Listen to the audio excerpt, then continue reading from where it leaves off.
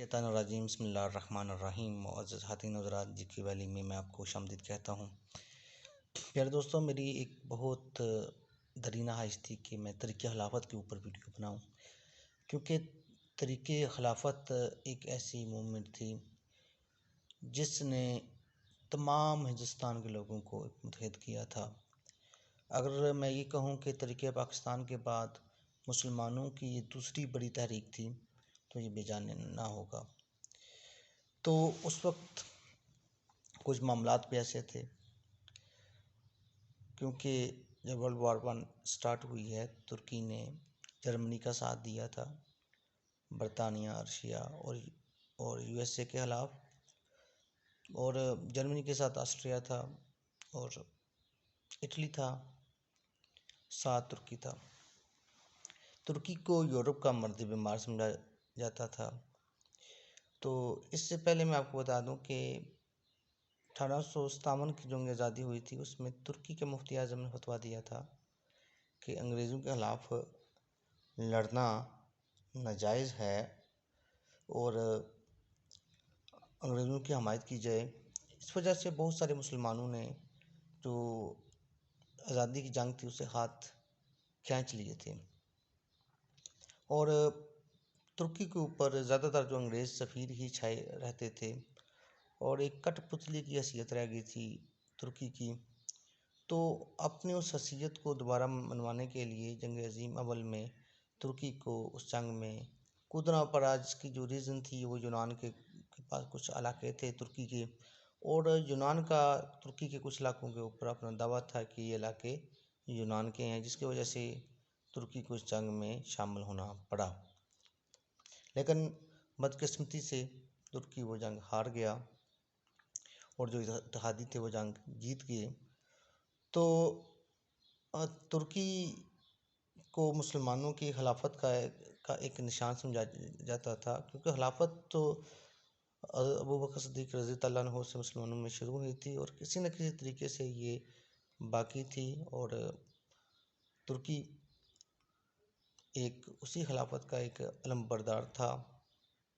اب برصغیر کے مسلمان یہ نہیں چاہتے تھے کہ خلافت ختم ہو اور مقامات مقدسہ ہیں جو وہ انگریزوں کے پاس چلے جائیں، کیونکہ سب سے زیادہ جو مسلمانوں کو یہاں پہ تشویش یہ تھی کہ جو مقامات مقدسہ ہیں ان کی توہین نہ کی جائے، تو اتحادی فوجوں میں داخل نہ ہوں۔ اس سے پہلے میں آپ کو بتاتا چلوں کہ یہاں کے ہندوستان کے مسلمانوں کی بڑی اکثریت نے جو برطانیہ کی آرمی کی طرف سے وہاں اس میں جوائننگ کی تھی، اور جو بیت المقدس میں جو آرمی داخل ہوئی تھی اس کا جو 2/3 حصہ مسلمانوں کی آرمی کے اوپر مشتمل تھا، جو کہ میکسیمم 98-99% وہ ہندوستانی مسلمانوں کے اوپر وہ آرمی مشتمل تھی۔ اب جنگ عظیم ختم ہوتی ہے اور برطانیہ نے جو پہلے وعدے کیے تھے کہ ہم ترکی کی خلافت کو ختم نہیں کریں گے اور مقامات مقدسہ کی برہمتی نہیں کریں گے، تو اچانک وہ حکومت برطانیہ اس کے جو اتحادی وعدوں سے منحرف ہو جاتے ہیں اور انتقام کی باتیں ہونا شروع ہو جاتی ہیں۔ تو ایک مسلمانوں کے لیے ایک پریشان صورتحال تھی جس میں وہ چپ ہو کر نہیں بیٹھ سکتے تھے۔ تو جو سیوری جو معاہدہ ہوا تھا اس سے پہلے ہی مسلمان جو تھے خصوصاً برصغیر کے، وہ انگریزوں کے عزائم کو بام چکے تھے، اور برطانوی بیرا تھا وہ جو قسطنطنیہ پر قابض ہو چکا تھا، اور یونانی سمرنا جو ایک ترکی کا علاقہ تھا، یونان کے ساتھ میں فوج اتار رہے تھے۔ اس لیے مسلمانوں نے انگریزوں کے خلاف احتجاج کا اعلان کیا، اور 22 نومبر 1919 عیسوی میں آل انڈیا مسلم کانفرنس کا اجلاس لکھنؤ میں ہوا، اور اس اجلاس میں خلافت قائم کی گئی۔ آپ ویکیپیڈیا کے اوپر دیکھیں گے، اس میں 3 مارچ 1919 کا وہ آتا ہے، 3 مارچ 1919 کو کی جو میں سٹارٹ کی گئی، لیکن میرے پاس جو کتاب ہے اس میں 22 ستمبر 1919 اس کو لکھا ہوا ہے۔ مختلف بکس میں مختلف ڈیٹ لکھی ہوئی ہے، اور جو اس کے پہلے جو صدر تھے وہ سیٹھ محمد جان چھٹانی تھے، اور جو سیکرٹری حاجی محمد صدیق کھتری بنائے گئے۔ آپ کو بتانا چاہیے، دوبارہ میں بتا رہا ہوں آپ کو، اس کے جو پہلے صدر تھے سیٹھ جان محمد چھوٹانی اور جو سیکٹری حاجی محمد صدیق کھتری بنائی گئی۔ بعد میں جب وہ طریقہ خلافت کے قائدین جو جیل میں تھے تو اس کے جو سیکٹری جنرل تھے وہ گاندھی بھی بنے ہیں، یہ بھی میں آپ کو بتاتا چلوں۔ اب 27 اکتوبر 1919 عیسوی کو مسلمان خلافت ڈے مناتے ہیں، یہ بھی آپ کو پتہ ہونا چاہیے۔ جو خلافت ڈے کب منایا گیا؟ 27 اکتوبر 1919 عیسوی کو خلافت ڈے منایا گیا تھا، اور 23 نومبر 1919 کو دہلی میں اس مسئلہ پر ایک عظیم الشان جلسہ منعقد ہوا، اور اس کی جو صدارت تھی وہ مولوی فضل الحق نے کی، اس لیے کی کیونکہ جو علی برادران تھے وہ جیل میں تھے۔ تو طریقہ خلافت میں علی برادران کا بڑا اہم رول ہے۔ ایک نعرہ بہت مشہور تھا، محمد علی کی ماں کہتی ہے کہ جان خلافت پہ نثار کر دو۔ تو اس میں اس جو جلسے میں اس چیز کا مطالبہ کیا گیا کہ ترکی کے ساتھ جو بھی صلح نامہ کیا جائے وہ مسلمان ہند کے لیے قابل قبول ہونا چاہیے، اور ورنہ کیا ہوگا، ورنہ ہم ولایتی مال کا بائیکاٹ کریں گے۔ اجلاس کے بعد ہندو اور مسلمان لیڈروں کی مشترکہ جو ایک کانفرنس ہوتی ہے، اور جس کی صدارت موہن داس کرم چاند گاندھی کرتے ہیں، اور ہندوؤں کا تعاون حاصل کرنے کے لیے مجلس استقبالیہ کے جو صدر آصف علی نے ترک نبیہہ گاؤں کی وہ تجویز دی، تو لیکن گاندھی نے اعلان کیا کہ اب مسلمان مشکل میں ہیں، آزمائش میں ہیں، تو ہم ان کی غیر مشروط حمایت کرنا چاہتے ہیں، تو ان سے جوابی رعایت لینا کم ظرفی کی علامت ہے، اس لیے یہ مسئلہ ایجنڈے سے حذف سمجھا جائے۔ گاندھی کے اس اعلان سے مسلمانوں کے حوصلے بلند ہوئے اور گاندھی نے مسلمانوں کے دل مول لیے۔ تو اب وفد خلافت کے بارے میں آپ کو بتاؤں گا۔ دسمبر 1919 کے پہلے عشرے میں دسمبر 1919 کے پہلے عشرے میں مسلم لیگ کانگریس اور نئی تشکیل شدہ جمعیت علماء ہند کے اجلاس بیک وقت امرتسر میں ہوتے ہیں۔ تینوں اجلاسوں میں مسئلہ خلافت کے اوپر غور کیا جاتا ہے، اور طے پاتا ہے کہ ایک وفد تیار کیا جائے گا جو وسرائے چمسفورڈ سے ملاقات کرے گا۔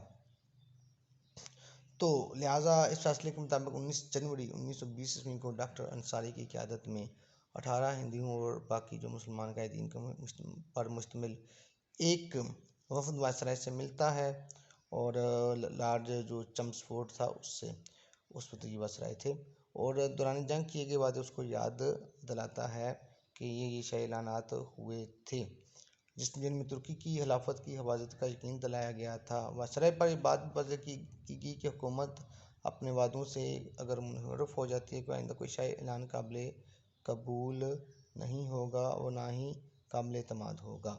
وائسرائے نے یہ جواب دیا کہ یہ مسئلہ برطانیہ کا نہیں بلکہ اتحادی قوتوں کا ہے، مجھے آپ سے ہمدردی ہے، میں زیادہ سے زیادہ یہ کر سکتا ہوں آپ کے لیے کیا جی، آپ کا ایک وفد انگلستان بھیج دوں اور آپ وہاں اپنا مسئلہ پیش کریں۔ اگلے روز قائدین نے پھر جمع ہو کر ایک وفد یورپ بھیجنے کا فیصلہ کیا، جس میں مولانا محمد علی جوہر، سید سلیمان ندوی، حسن محمد حیات اور سید حسین امام شامل تھے۔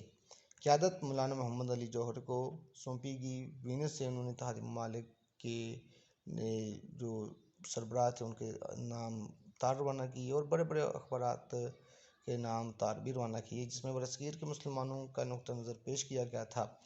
وہاں سے وفد سیدھا London Darul Uloom house of common میں گیا، اور مہمانوں کی گیلری میں بیٹھ کر انہوں نے اجلاس کی کارروائی سنی، جہاں ترکی کے مسئلہ کے اوپر بحث ہو رہی تھی۔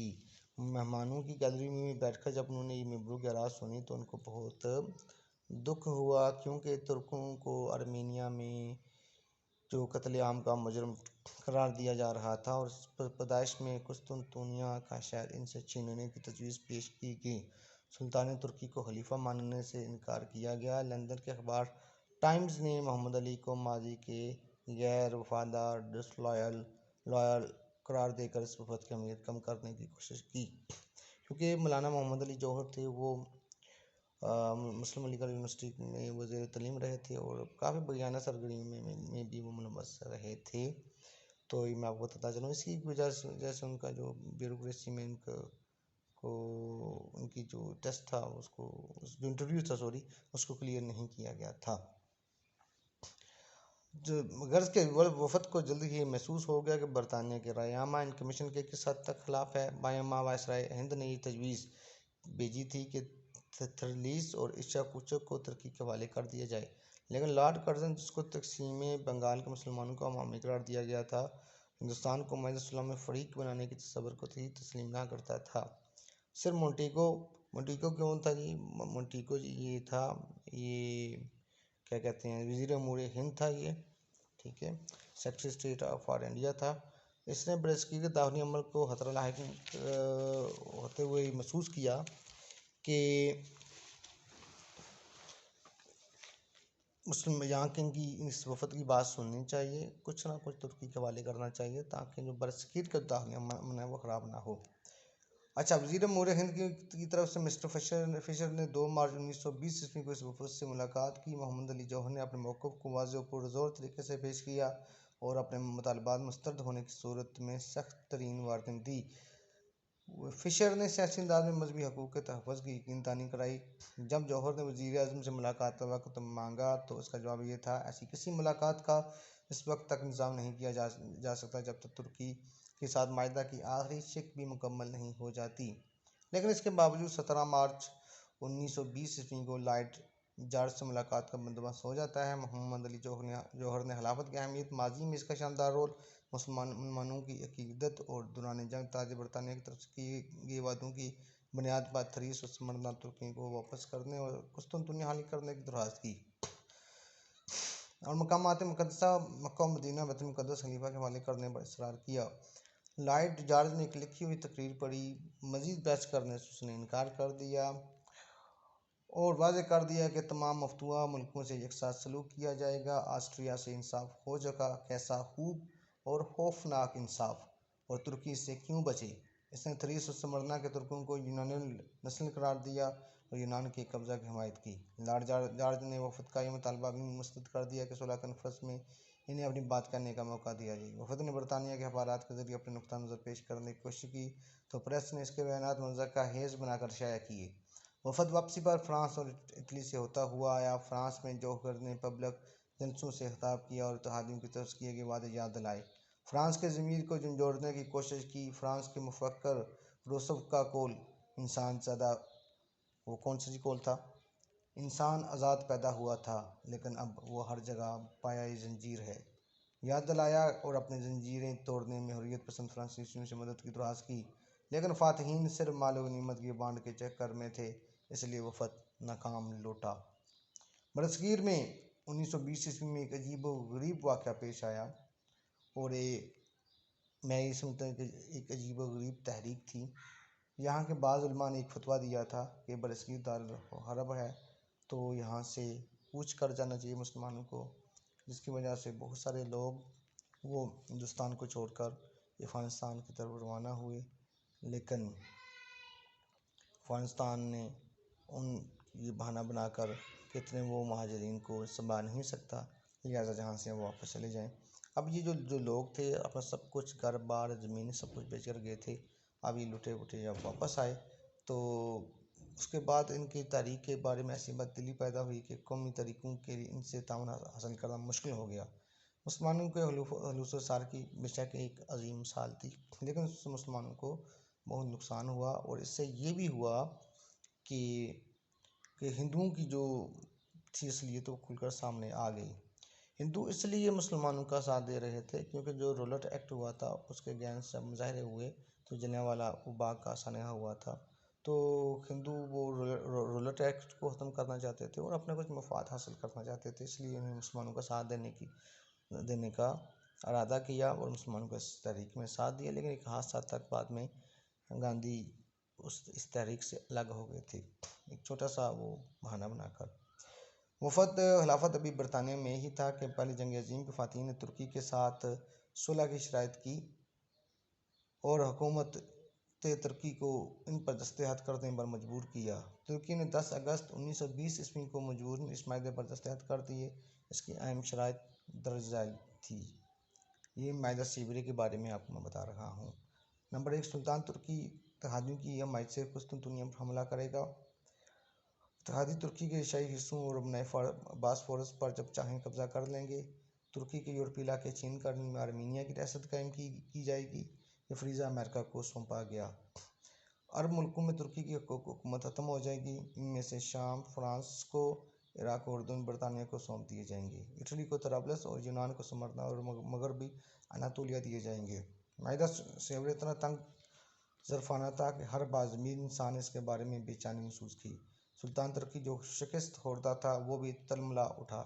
شریف حسین آف مکہ کے ساتھ کیے گئے وعدے بھی بلا طاق رکھ دیے گئے اور ولسن کے جوڑا نکات بھی منہ تکتے رہ گئے۔ مسلمان عالم میں شدید اضطراب کی لہر دوڑ گئی۔ فرانس کی فوجیں فروری 1920 میں قسطنطنیہ میں داخل ہوئیں تو فرانسیسی کمانڈر اس لیے سفید گھوڑے پر سوار ہوا کہ سلطان محمد فاتح نے 29 مئی 1453 کو سفید گھوڑے پر سوار ہو کر قسطنطنیہ فتح کیا تھا۔ برطانوی فوجیں مارچ میں قسطنطنیہ میں داخل ہوئیں تو انہوں نے متعصب صحیح ہونے کا ثبوت دیا۔ لوگوں کی جان و مال اور عزت و آبرو فاتحین کے ہاتھوں محفوظ نہ تھی۔ مئی سے یونانی بھی سمرنا پر قابض ہونے کے لیے ترکی میں داخل ہونے لگے اور ان کو برطانیہ اور فرانس کی حمایت حاصل تھی۔ یہ وہ حالات تھے جن کو مسلمان ہند گہری تشویش سے دیکھ رہے تھے اور محسوس کر رہے تھے کہ وفاداری اور دوران جنگ تعاون سے کیا نتائج برآمد ہوئے اور کس طرح انگریزوں نے ان سے کیے گئے وعدے نظر انداز کر دیے۔ اب جو خلافت کا جو وفد تھا اس کی واپسی ہوتی ہے اور ترک موالات کا آغاز ہوتا ہے۔ دوستو یہ بہت ہی ڈیٹیل ویڈیو ہے۔ اس میں بہت سارے میں ٹاپک کلیئر کروں گا جو تاریخ خلافت کے دوران پیش آئے تو، اور کچھ مولانا محمد علی جو جوہر کی تقاریر تھی وہ بھی میں آپ کے سامنے رکھوں گا کیونکہ یہ پڑھایا جاتا ہے جو کیا کون سی تقاریر ہوئی وہ مسلمان کیا سوچتے تھے، ان چیزوں کی عکاسی نہیں کی جاتی کتابوں میں۔ تو جب آپ ان کے بیانات اور تقاریر کو شامل کرتے ہیں اسے ان کی سوچ کی ترجمانی ہوتی ہے، ہمیں پتہ چلتا ہے کہ یہ کس قدر یہ تحریک امپورٹنٹ تھی اور وہاں اس وقت مسلمانوں کے جذبات کیسے تھے۔ تو محمد علی جوہر رحمۃ اللہ علیہ نے پہلی تقریر جو کی تھی اس میں انہوں نے یہ کہا تھا کہ اس دورے سے جو سبق ہم نے سیکھا ہے وہ یہ ہے کہ بھائیو، معاملہ خواہ خلافت کا ہو یا پنجاب یا سوراج کا، تم کو انگلستان کی کسی جماعت پر بھروسہ نہیں ہونا چاہیے۔ اپنے اوپر اور خدا کے اوپر بھروسہ رکھو، نیچے خود پر۔ انہوں نے ہندو مسلم اتحاد پر زور دیا، لوگوں کو ہدایت کی تم متحد ہو کر عدم اعتماد کی تحریک میں شامل ہو کر محمد علی جوہر کی اپیل شامل ہوں۔ محمد علی جوہر کی اپیل بہت زوردار تھی۔ انہوں نے 20 اکتوبر 1920 کی تقریر میں لاہور میں فرمایا، اگر ہمارے دلوں میں نفرت و حقارت کے خیالات ہوں تو ڈائر کیا ہیں؟ یہ ڈائر وہ سانحہ جلا وبا کا جو ذمہ دار تھا، جنرل تھا۔ بڑے بڑے نمرود و فرعون بھی ہمیں دبا نہیں سکتے۔ اگر بچے ناراض ہو جائیں، انہیں مٹھائی دی جائے تو وہ نہیں لیتے، عورتیں روٹھ جاتی تو عمر بھر نہیں مانتی۔ جو کام عورتیں بچے کر رہے ہیں کیا وہ پنجاب اور ہندوستان کی توانا مرد نہیں کر سکتے؟ پھر انہوں نے ایک اور جو لاہور میں جلسہ ہوا تھا وہ 20 اکتوبر 1920 کو، اس میں انہوں نے یہ کہا تھا کہ میری ملاقات ایک وہ عراق کے شخص سے ہوئی تو اس نے خوشی کا اظہار کیا کہ ہندوستان کے جو لوگوں کو وہ ظلم ہو رہا ہے کیوں، اور اس نے اس کی وجہ یہ بتائی کہ ہم 60 برس سے دیکھتے ہیں کہ 1.5 کروڑ آدمی تو خیر انگریزوں کی حکومت کو جلد منزل نہیں کر سکتے، لیکن حیرانی اس بات پر ہے کہ ہندوستان میں 33 کروڑ اللہ کے بندے مٹھی بھر انگریزوں کی غلامی کرتے ہیں۔ پھر جب ہندوستانی فوجیں ہماری آزادی پامال کرنے کے لیے آئیں تو ہم بہت حیران ہوئے کہ جس طرح کھیدے کا ہاتھی دوسرے ہاتھیوں کو گھیر کر ہاتھے میں لا کر قید کرواتا ہے، اسی طرح ہندوستانی جو خود غلام ہے یہاں آ کر ہمیں غلام بناتے ہیں۔ آج جو مظالم کا حال سنا اس سے معلوم ہوا کہ اب ہندوستان آزاد ہوگا۔ ایک مشرقی مسلمان کے منہ سے کھیدے کے ہاتھی کی مثال جو برصغیر کی فوجوں پر بالکل درست بیٹھتی تھی، عوام پر برطانوی قبضہ کی حقیقت واضح کرنے کے لیے کافی تھی۔ تو اسی جلسے میں انہوں نے کہا تھا کہ جرمنی میں 5 برس یونیورسٹیاں بند رہیں، آکسفورڈ یونیورسٹی بند رہی، وہاں کیا قیامت آ گئی، تم کہاں کے تعلیم کے اتنے بڑے حامی آ گئے، کبھی وقت تھا کہ تم تعلیم کی طرف آتے بھی نہ تھے، آج ایسے محب تعلیم بن رہے ہو کہ خدا اور رسول کو بھی اس خاطر قربان کرنے کو تیار ہو۔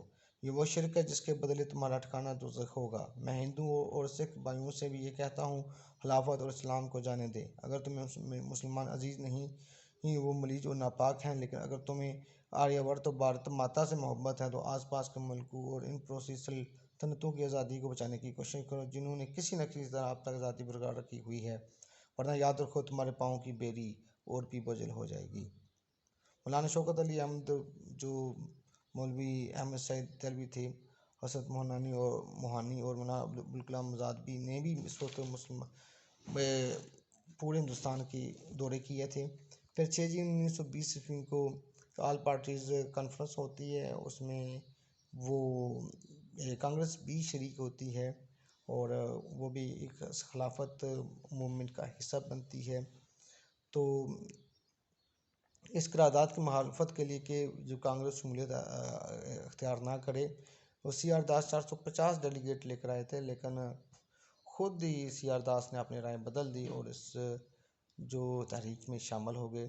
البتہ جو قائد اعظم محمد علی جناح تھے اس تحریک میں شامل نہیں ہوئے تھے۔ تو قائد اعظم چاہتے تھے کنسٹیٹیوشنل جدوجہد کرنی چاہیے، تو لیکن قائد اعظم شریک نہیں ہوئے، تو گاندھی اس میں شریک ہوئے تھے۔ بعد میں گاندھی کو اس کا جو سربراہ بنایا گیا تھا۔ پیارے دوستو، یہ فرسٹ پارٹ تھا، انشاءاللہ بہت جلد نیکسٹ پارٹ اس کا بناؤں گا، جس میں ہم ترک موالات کے جو اقدامات ہیں ان کے بارے میں پڑھیں گے، جو ہڑتالیں ہوئی تھیں، اقدامات تمغوں کی واپسی ہوئی تھی، تو یکم اگست 1920 کا واقعہ، اس کے بارے میں ریڈ کریں گے، میں آپ کو سب سمجھاؤں گا۔ پھر کافی لمبا آتا ہے، پھر چوڑا چوری کا جو واقعہ وہ ہے، پھر اجلاس احمد آباد اور گاندھی جی کی بلا شرکت غیر جو قیادت ہے وہ سمجھوتے کی کوششیں ہیں، اور خلافت کا انجام اور طریقہ خلافت کے جو اثرات ہیں ان کے بارے میں ہم ڈیٹیل کے ساتھ پڑھیں گے۔ ویڈیو اچھی لگی ہو تو چینل کو سبسکرائب کرنا، اس ویڈیو کو آگے شیئر کرنا مت بھولیں۔